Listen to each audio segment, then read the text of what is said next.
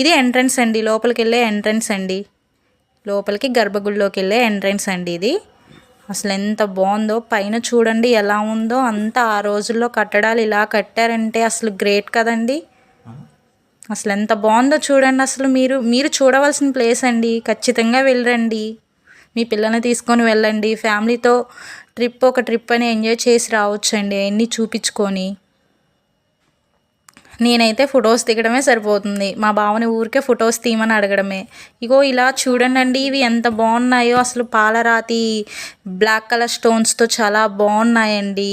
ఇదంతా లోపల, గుడి లోపల ఉండేది మొత్తం చూస్తున్నారు అందరూ. మేము కూడా అబ్జర్వ్ చేస్తున్నాము అక్కడ ఏమున్నాయి ఏంటి అని అన్నీ చూసుకుంటాం.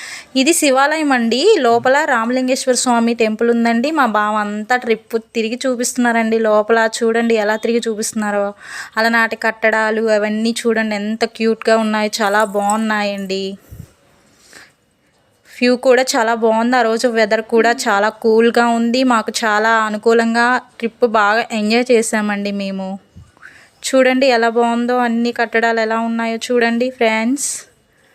పిల్లల్ని తీసుకొని అయితే చూపించవచ్చు. మనం సోషల్లో చదివినప్పుడు ఎలా ఉందో ఇక్కడ అంతా అలానే రాసినట్లు, కళ్ళకు కట్టినట్లు రాసినట్టు సబ్జెక్ట్లో ఉన్నట్లు ఉంది ఫ్రెండ్స్. బాగుంది ఫ్రెండ్స్.